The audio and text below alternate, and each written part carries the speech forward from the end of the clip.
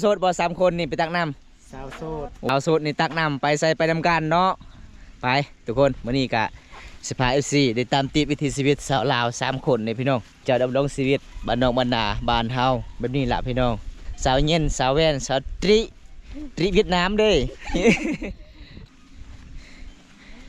เบิ้งเส้นทางนี่โอ้สุดยอดเลยเส้นทางเสียวเอาคอยไปเด้อ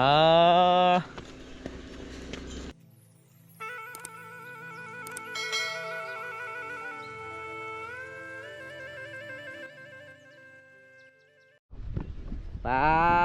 สบายดีผู้สาวปลาสาวโสดบ่3 คนนี่ไปตักน้ำสาวโสดโอ้สาวโสดนี่ตักน้ำไปใส่ไปนำกันเนาะไปทุกคนมื้อนี้ก็สิพา FC ได้ตามติดวิถีชีวิตสาวลาว3 คนนี่พี่น้องเห็นบ่เขาเจ้าดำรงชีวิตบ้านนอกบ้านนาบ้านเฮาแบบนี้ล่ะพี่น้องอันนี้ชื่อสาวหยังสาวเย็นบ่สาวเย็นสาวแว่นสาวตริเวียดนามเด้ เบิ่งเส้นทางที่น้องไปตักน้ำเลยทุกคนมื้อนี้ก็สิตามติดวิถีชีวิตน้อง3 คนเลยทุกคนขยันหลายเนาะอายุ15 ปี16 ปีขยันหลายเลยเบิ้งเส้นทางนี่โอ้สุดยอดเลยเส้นทางเสียวเอาคอยไปเด้อตาไปให้นี่สะพานนี่มันฮักเลย ไปทุกคนไปหับชมวิถีชีวิตน้องก่อนเบิ้งสภาพเส้นทางมันจะเป็นสันเป็นโน่นเลยได้อ๋อบืดใส่เลข1เด้อ อย่าใส่เลข2เลยเห็นบ่พี่น้องเพื่อจะได้กินน้ำมันน้อยๆนะว่ามันตาเนาะแม่มันเรื่องง่ายๆเลยน้องๆดำรงชีวิต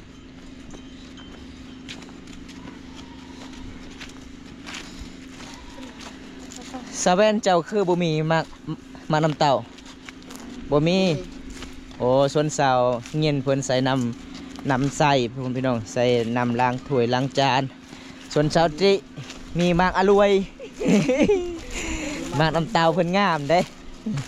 เห็นบ่สุดยอดเลยพี่น้องเอ้ยสาวลาวเขตนี้ขยันทั้งสวยทั้งงามขยันหลายอันนี้เป็นหมู่บ้านเด้หลายคนเวลาไปตักน้ำก็คือไปเอาบอลจุดที่น้องไปตักแล้วทุกคน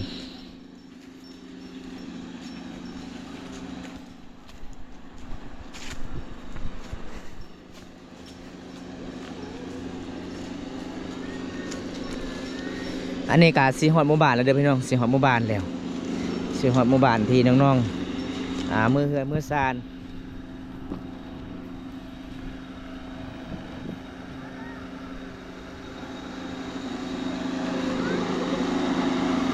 อันนี้อีเมลเพื่อนกำลังซีเข่าได้ยามแรงๆได้เกสโนดบ้านเฮากะแบบบางคนมีห้องซีน้อยๆต้องซีครับแบบนี้เลยทุกคนเห็นบ่ไปแต่มวนลายเลยทุกคนธรรมศาสตร์เขตนี้สุดยอดลาย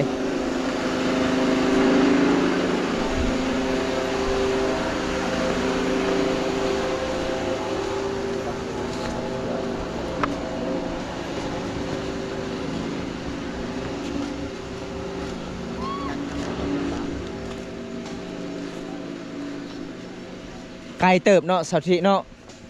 เพื่อสิฮอดเฮือนเจ้ากับบ่แม่นง่ายได้ทุกคนเห็นบ่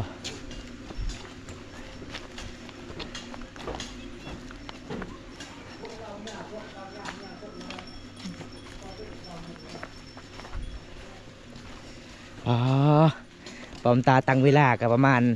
5 นาทียังมาฮอดเฮือนน้องๆเลยทุกคนเลยเป้าสู่ชีวิตเอลีทุกคน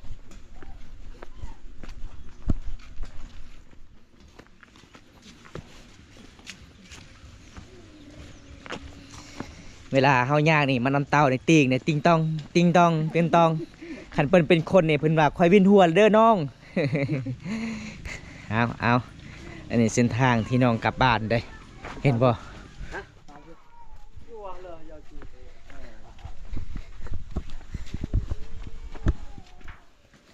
บรรยากาศยามแรกนี่หลายๆคนบางคนก็นึ่งข้าวเป่าไฟบางคนก็ไปตักน้ำนี่ทุกคนคือน้องๆ3 คนนี่เขาเจ้าก็ต้องไปตักน้ำแบบนี้แล้วพี่น้องซอยเวียกอีพออีเมบรรยากาศยามแรงๆสุดยอดหลายเลยหมู่บ้านนี้ แม่นขยันได้ดีเนาะตะละ หนาวแหง หนาวแห้งแหงเลย สิแงดหรือสิแงดหรือ ผู้สาวเคชนบทนี่คันใส่ยังใส่ทรงนี่เป็นสาวโสดคันใส่ผ้าทุ่งนี่เป็นสาวมีแฟนแล้ว แม่น มีแฟนมีผัวแล้วเด้อ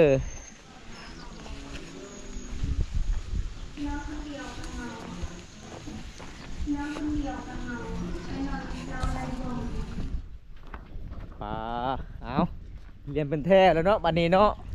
คือเขาเจ้าไปส่องนางเด้ไปคือเขาเจ้าไปดองแบบนี้ล่ะ เดี๋ยวนี้เราบ่ตาเนาะ เอาตอนนี้กะไก่สีหอดขึ้นไฟขึ้นมั่นเลยจะแยกทางเลยทุกคนเอาตอนนี้เสาร์อาทิตย์กับจะแยกทางก่อนเด้อนี่เห็นบ่ก่อนสีหอดขึ้นสารคือเขาเจ้ากะสิแยกทางขึ้นไฟขึ้นมั่นขึ้นเจ้านี่บ่เสาร์อาทิตย์นี่บ่โอ้อันนี้ขึ้นเสาร์อาทิตย์บ๊ายบายสินะบ๊ายบายโอ้ทางนี้ขึ้นเสาเย็นไปบ่ทุกคนขึ้นไฟขึ้นมั่นได้ แยกทางแล้วบ่นี่ แมนนี่วิถีชีวิตสาวลาวบรรยากาศยามแรงๆอันนี้เป็นบ้านสาวแว่นเลยทุกคน แม่นโอ้จะเว้นยังไกลเนาะ ยังไก่เติบ แสดงว่าสาวแว่นนี่ใกล้ที่สุดเลย แม่น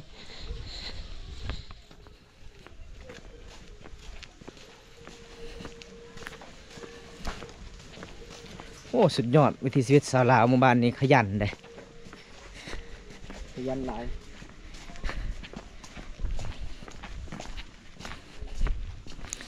ส่วนหลายเขตหมู่บ้านนี่เขาสังเกตลองเบิ่งเขาเจะมักเฮ็ดเฮือนแปลนสูงๆเนาะ แม่น เห็นบ่เฮือนแปลนสูงๆเลยเขาเจ้ามาเฮ็ดทุกคนอันนี้เขาเจ้าก็มาเฮ็ดใหม่เฮาก็เฮือนเฮาก็แล้วพี่น้องเอ้ยพอบ้านชาวแวดนี่ไกลอีหลีเลยเพื่อสิฮอดเฮือนก็ไกลที่สุดเลยเอาตอนนี้น้องก็ขึ้นเฮือนขึ้นศาลแล้วทุกคนเลยตามติดวิถีชีวิตน้องคนนี้สุดยอดหลายเลย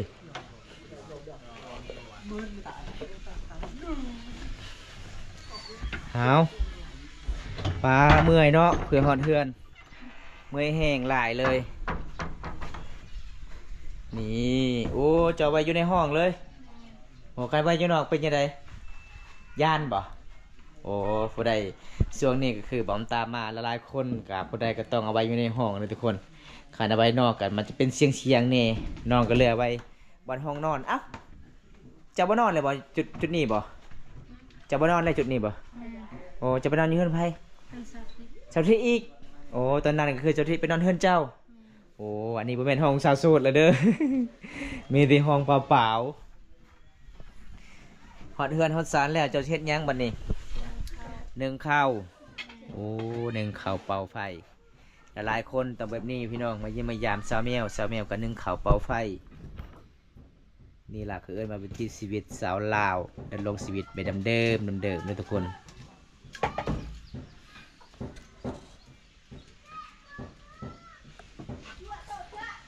จะเอายังมาดังมีกระพายอยู่ป่ะโอ้เอาตามเต็มวิถีชีวิตน้องก่อนเลยทุกคนสิบายสีครับชมไม่ยัง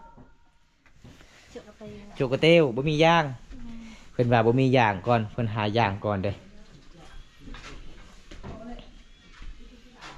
เอาจะหาอยู่ไส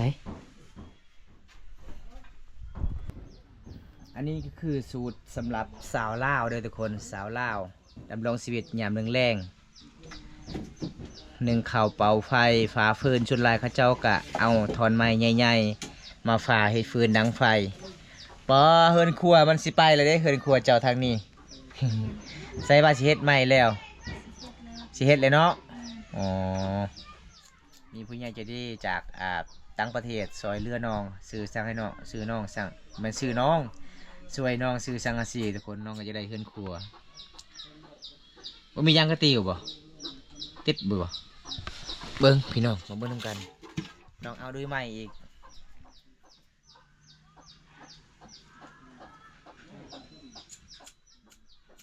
น่าจะติดยากเลยทุกคน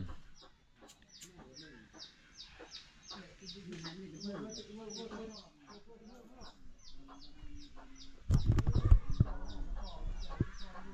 ๋อติดเสยเนาะ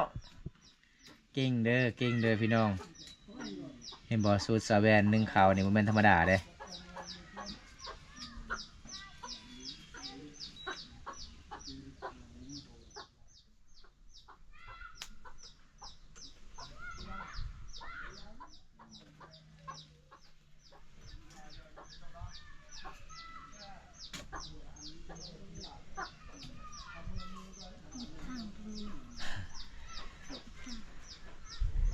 แล้วดับอีกแล้วไฟเจ้าอ๋อต้องมีวิธีอีกได้ทุกคนต้องเพิ่นเอาผ้าหม้อมาพัด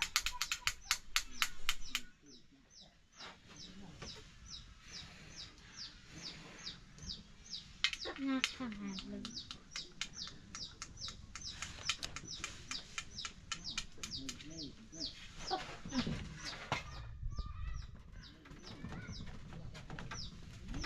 เอายังอีกมันนี่เอาหม้อป่ะนี่สุดยอดเลยทุกคนเห็นเรียกว่าสุดยอดเลยสาวลาวเข็ดนี่เก่งเก่งเก่งเก่ง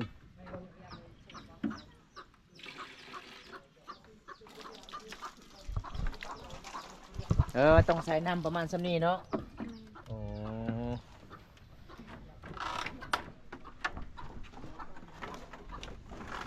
นี่เพื่อนใส่เลย แต่ไฟของเพื่อนนี่น่าจะติดยากอยู่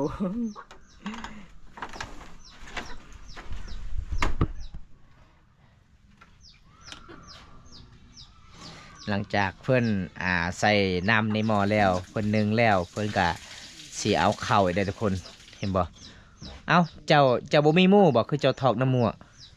บ่มีหมู่โอ้เพิ่นว่าบ่มีหมู่อันนี้คือมันสูตรสาวลาวนึ่งเข่ายามมื้อแรงเด้อทุกคนนี่เพิ่นเขย่าก่อนเลยแบบบ้านเฮาก็บ่ได้เสียบทางไฟฟ้าแบบนึ่งเข่าแบบนี้เลยทุกคนใส่หวดแล้วก็ใส่หม้อใส่น้ำในหม้อแล้วก็เลยใส่หวด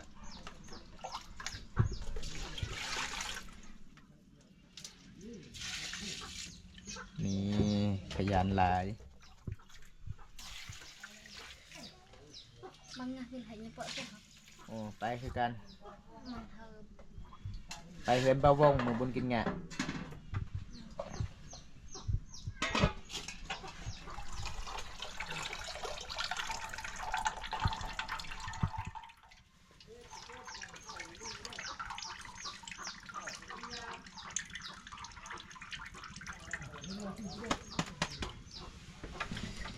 หลังจากนั้นน้องสาวแวนเพิ่นก็ใส่ในหม้อเลยให้บอกทุกคน แต่ขวนไฟนี่ตวด ไฟบนลุกเด้อ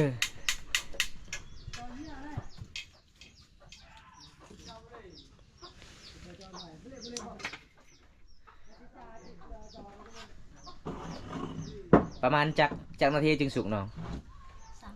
30 นาทีเนาะโอ้พอดีอยู่พี่น้อง30 นาทีกะใครอยู่ขันเป็นชั่วโมงนี่น่าจะไหม้หมดเลยหัวเจ้านี่ โอ้ยพี่น้องบำตาหลังจากมาเยี่ยมมายามซาวแมวก็นึ่งเขาวแล้วก็ตามตีวิถีชีวิตเห็นน้องๆตักน้ำก็เลยมาเยี่ยมมายามถึงเงินถึงศาลกันละลายคนตอนเป็นสาวโสดต้องมีเลยทุกคนก็เจ้าช่วยเวียกอีพอยแม่นึ่งเขาวอันนี้เป็นข้าวให้เนาะข้าวให้เขาเจ้าตำด้วยมือทุกคน หลังจากนึ่งข้าวแล้วสำเร็จกะไปอาบน้ำอีกบ่โอ้วิธีชีวิตก็บ่เป็นเรื่องง่ายๆเลยทุกคนคันขับบัสุกก็คือน้องก็บ่ได้ไปใส่นั่งเผาจุดนี้ตลอดเลยเอาพี่น้องสูตรของเพิ่น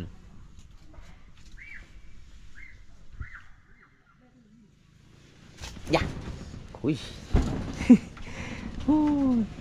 เบิ้งเครื่องของน้องเวลาบำตายย่างสังอาชีจนดังตึกตึกตึกตึกตึกตึกตึกนี่ทุกคนเป็นปองมันแล้วเห็นบ่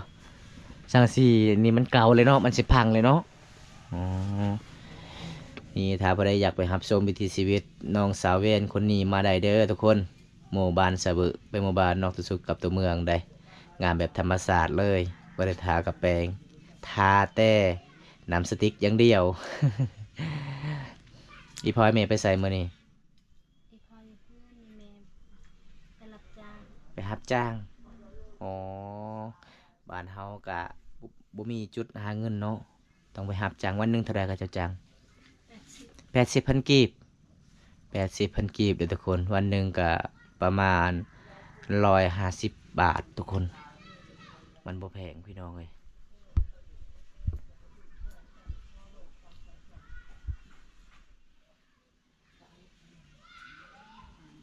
ตอนเช้าแม่นผู้ใดนึ่งเขาวอีแม่ตอนแรงคือน้อง โอ้สาวลาวตอนเป็นสาวโสดนี่คือการมาเลยเนาะยามแรงนี่มีแต่ลูกแล้วก็ตอนสาวคืออีแม่เพราะว่าลูกสาวตื่นสวยเด้ คันใดพวกก็ต้องเป็นตลอดเลยบ่นึ่งเขาวบ่ แม่ อ๋อ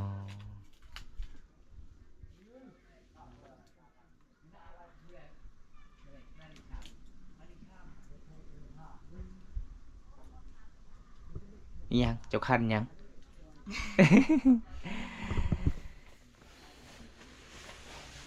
เอาทุกคนมื้อนี้บอมตากะสิปิดคลิปก่อนเด้อทุกคนตามติดวิธีชีวิตสาวแวนกะจบเพียงเท่านี้ก่อนมีโอกาสหน้าบอมตามีเวลาว่างกะมาเยี่ยมมายามกันใหม่เนาะวันนี้กะขอขอบใจหลายที่พาได้รับชมวิถีชีวิตน้อง เห็นแล้วก็โอ้ยสงสารน้องหลายเลย มีหลากหลายเลยนึ่งข้าวเป่าไฟตักน้ำหลังจากนั้นก็ไปอาบน้ำเนาะช่วงนี้ก็สิฮอดหน้าหนาวเด้อทุกคน เอาคลิปหน้าพบกันใหม่ขอกล่าวคำว่าสวัสดีบ๊ายบายไปกันเด้อ